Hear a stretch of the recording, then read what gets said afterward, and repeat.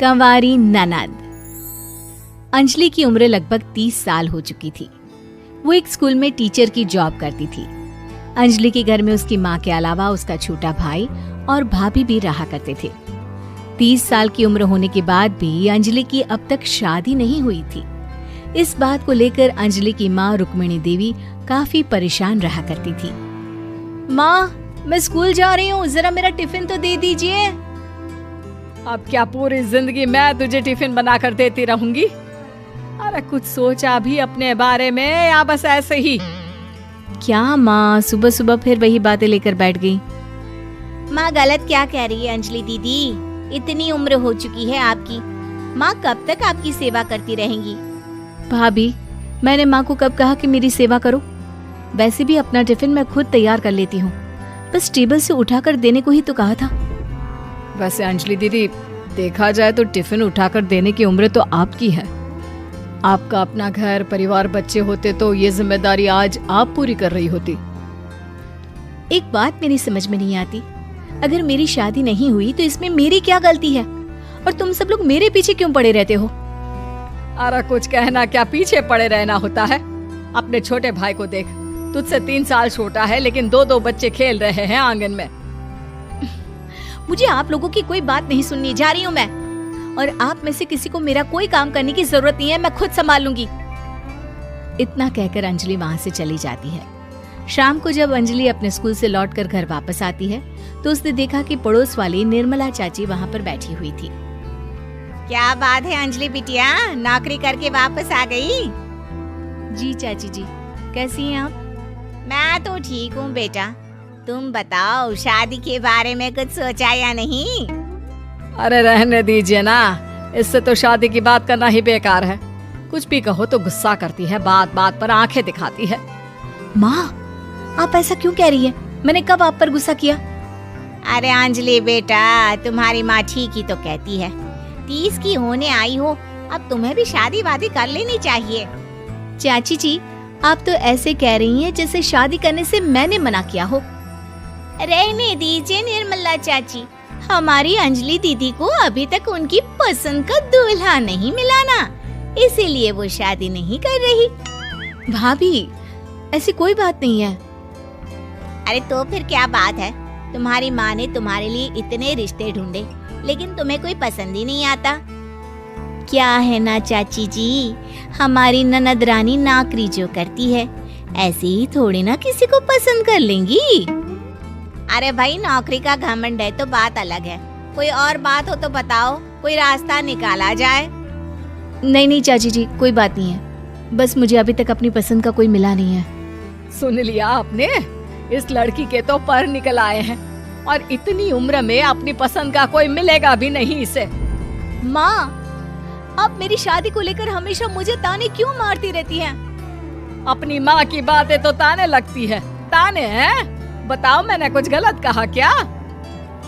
देखो, ये सब छोड़ो, मेरी दूर की बुआ का बेटा है, उसकी अभी शादी नहीं हुई है, उम्र होगी कोई 34-35 साल।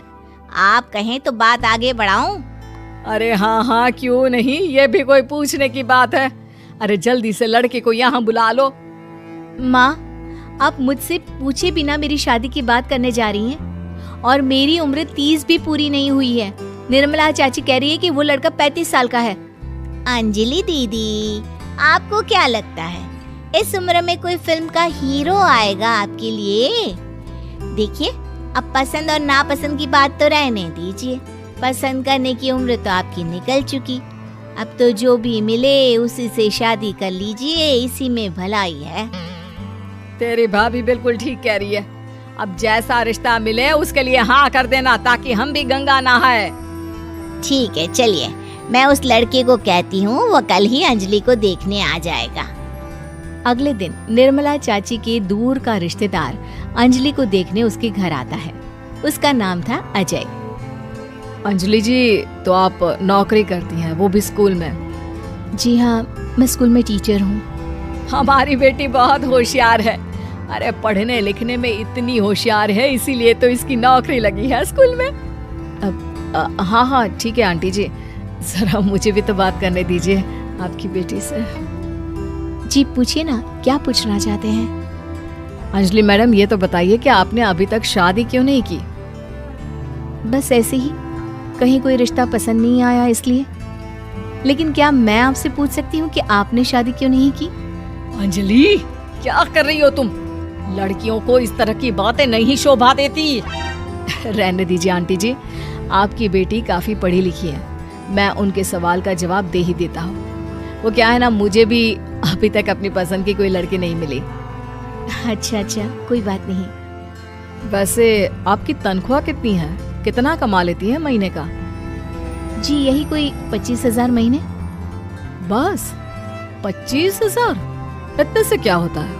इतने से तो आजकल घर भी नहीं चलता। आपके कहने का क्या मतलब है? अरे मैं तो ये सोचकर आया था कि नौकरी वाली लड़की है, आराम से 40,000 कमाती होगी। माफ कीजिएगा, आपका और मेरा रिश्ता नहीं हो सकता। जी कोई बात नहीं, मुझे भी आपके साथ शादी करने में कोई इंटरेस्ट नहीं है। अंजलि, किस तरह की बात कर रही हो? घर आए रिश्ते को ठुकरा रही हो तुम। दीदी, अब इस उम्र में आपको इतनी अकड़ नहीं दिखानी चाहिए। अच्छा खासा रिश्ता हाथ से निकल गया, कहीं ऐसा ना हो कि जिंदगी भर कुंवारी ही रह जाओ आप। कुछ दिन और ऐसे ही निकल जाते हैं और अंजलि की शादी कभी नहीं होती। अंजलि के परिवार वाले बिंदास उसे ताने मारते रहते हैं, लेकिन अंजलि एक बड़ी नौकरी की तैयारी करती है और उसमें सिलेक्ट होने के बाद अंजलि को एक बहुत बड़ी नौकरी मिल जाती है। अब तो दीदी के नखरे और भी ज्यादा बढ़ जाएंगे भाई। अब तो इतनी बड़ी नौकरी जो लगी है, अब इनकी शादी होने से रही। माँ, मुझे नौकरी के लिए दूसरे शहर जाना पड़ेगा। आप जानती हैं ये बहुत बड़ी जॉब है और इसमें पैसे भी बहुत ज्यादा मिलेंगे। अच्छा, कितने पैसे मिलेंगे बेटा? माँ, मुझे हर महीने 90,000 सैलरी मिलेगी। क्या? अरे वाह वाह, ये तो बहुत अच्छी बात है। लेकिन फायदा क्या? कितने भी पैसे मिले, शादी तो हुई नहीं ना तुम्हारी। अंजलि नौकरी करने के लिए दूसरे शहर में चली जाती है और जब कुछ महीनों के बाद वो वापस घर आती है तो उसे अपने पति के साथ देखकर उसके घर वाले हैरान रह जाते हैं। अरे अंजलि, तूने शादी कर ली और हमें बताया तक नहीं। और दामाद जी करते क्या हैं? इतनी बड़ी कार है उनकी। माँ, मैं आपको सब कुछ बताना चाहती थी, लेकिन आप सबके ताने सुनकर बहुत दुखी हो गई थी और इसलिए मैंने अपनी पसंद से शादी कर ली। मेरे पति मेरे साथ ही ऑफिस में नौकरी करते हैं और बहुत बड़े अफसर हैं। और एक बात बताऊं माँ, आज मैं बहुत खुश हूँ।